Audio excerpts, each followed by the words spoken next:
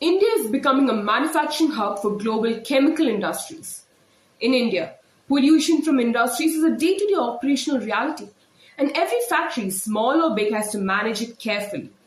Many pollution-intensive plants that face stricter rules abroad are now expanding in developing countries, and India too has become one of their chosen hunting grounds, a prey to exploit and earn profits.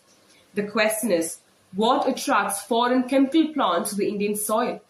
One of the central reasons is seen to be the strict environmental laws in foreign countries. For instance, across Europe, as environmental laws tighten, polluting factories are now being dismantled, not to be scrapped, but to be shipped halfway across the world. And their destination? India.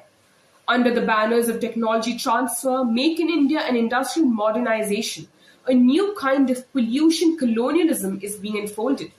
In short, Europe is cleaning its skies and rivers by exporting its toxicity, while India is accepting these discarded machines as emblems of progress. However, the simmering story came into sharp focus with relocation of Italy's Miteni PFAS plant to Nasik in Maharashtra. In 2018, Italy shut down one of its most notorious polluters, the Miteni PFAS plant in Vicenza, which had contaminated groundwater across the Veneto region and poisoned more than 350,000 people. The plant's executives were convicted in 2024 for environmental devastation. Once in soil or water, PFAS persists for centuries, accumulating in blood, liver, brain, and tissues of humans and animals alike. They are linked to cancers, infertility, immune disorders, and development harm in children. Italy's story is not the only one.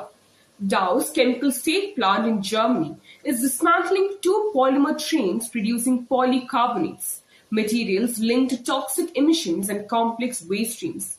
These are being shipped to Gujarat-based company Deepak's facility in The Hague, where they will be reassembled and restarted by 2028. Officials and investors call this economic growth, but beneath this lies a dangerous reality. India is trading its environmental and public health for short-term industrial gains.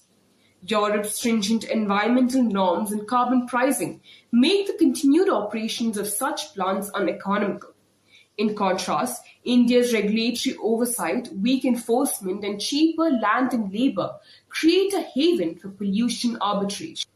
India's Central Bureau of Investigation is exploring allegations that Dow AgroSciences India Limited Mumbai paid government officials to expedite the registrations to sell and distribute pesticides. The US Securities and Exchange Commission fined Dow Chemical $325,000 after allegations surfaced that company representatives had paid Indian officials to fast-track approvals for pesticide products, some for which were banned in the United States and several other countries. According to reports, CBI later examined claims that officials were influenced to accelerate registrations and distribution permissions. The larger question then is impossible to avoid. Is India becoming an industrial powerhouse or merely a world's dumping ground for toxic industries no longer tolerated elsewhere? The real test of development is not how many factories a nation builds, but how many lives it protects while building them. For more updates, stay tuned. This is NammaBhaarath reporting for NammaBhaarath News.